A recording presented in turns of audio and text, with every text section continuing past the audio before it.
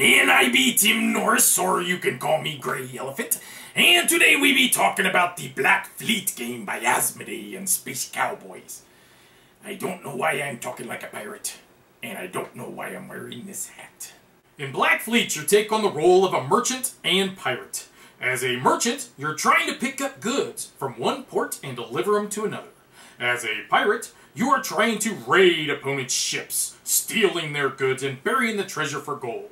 However, pirates better watch out for the Navy ships, or they will be sent to Davy Jones' locker. Each turn you will play a movement card from your hand. This card will give you movement points for your merchant ship, your pirate ship, and one of the two Navy ships. You can move in any order you wish.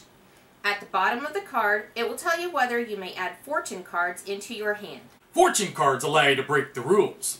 Play them along with your movement card, and you could possibly sail right over islands, gain extra doubloons for making deliveries, or possibly move opponents' ships. As a merchant, you will start at a port. That port gives you a particular color of goods. You want to get these goods over to a different port in order to sell them. There is always one port willing to pay 3 doubloons per good delivered. The others will either pay 2 doubloons per good, or possibly not accept them at all. The trick here is to avoid the pirates while sailing from one port to the next. As the pirate, you want to intercept the merchant ships. Each time you do, you will gain 2 doubloons. Plus, you will take one of their goods, putting it into your pirate ship. This good then can be buried in one of the several areas on the board where you see a shovel icon. Get the treasure here and use an action to bury it to gain that amount of doubloons listed. Moving the Navy ships allows you to sink pirates. Each time a Navy ship comes adjacent to a pirate ship, remove the ship from the board and gain 2 doubloons. The pirate ship may come back into play on that player's next turn. Spend your doubloons on your development cards. Development cards allow you to upgrade your ship's abilities. For instance, you may gain larger sails, which allow you to move all 3 ships one extra space. Or possibly you can gain the ability to attack from one space away versus needing to be adjacent. Everyone will have something different. All players will have one development card that is identical to everyone else. This is the end game card. Once you have purchased all your other development cards, you may then purchase this one. Once you do, it signals end game. Finish the round in turn order so that players get an equal number of turns. Whomever has purchased their end game card and has the most doubloons will win the game. Well, overall, I'd say Black Fleet is a light, fun game that I really enjoy. My favorite part is the components. Now, that's not a bad thing. I mean, it really adds to the feel of the game when you can actually take your opponent's cargo out of their ship and put it into your own. Let's face it. I would say that it is comparable to Pirates Cove. We own that one as well.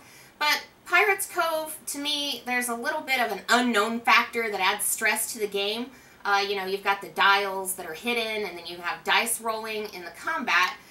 So this game, it's a little less stressful for me. Whether that's a good thing or a bad thing for you might, you know, differ.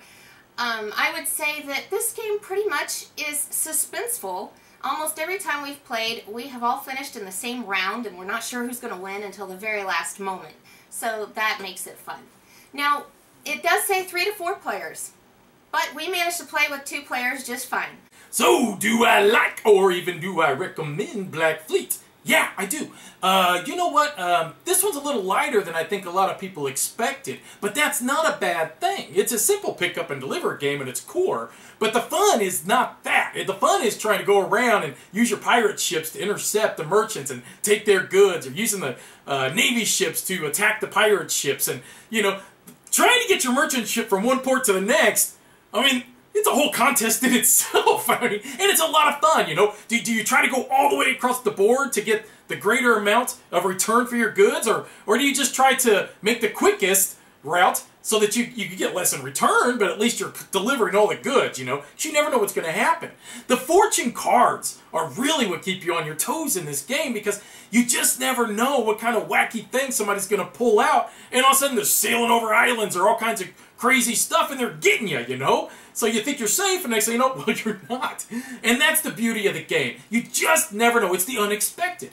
The development cards keep the game a lot of fun, too, because there's so many of them, and they change from game to game. So you may not ever have the exact same combination from one game to the next. It's a lot of fun, guys. Just a lot of fun. Now, some people complain because they say, well, on the box it says 3 to 4 players. I don't know, man. I always seem to find ways to make games enjoyable, even with just my wife and I, even when they say, you know, 3 to 4 players or whatever. And I can prove it by you just checking out this live play we did. Go click on that. You can see how we play it as 2 players, and you can see if it's a game for you or not. And as usual, we appreciate you watching. Bye-bye. Thanks for watching. Bye-bye. So I wrote down me some piratey words that I want to say. I've got, arg, I got walk the plank, Polly want a cracker, boot deck, that one's my favorite, yo-ho-ho, scallywags, and Davy Jones' locker. Griffin Gaming, from new releases to pre-orders. Griffin Gaming, enter in promo code GreyElephant for 5% off your order.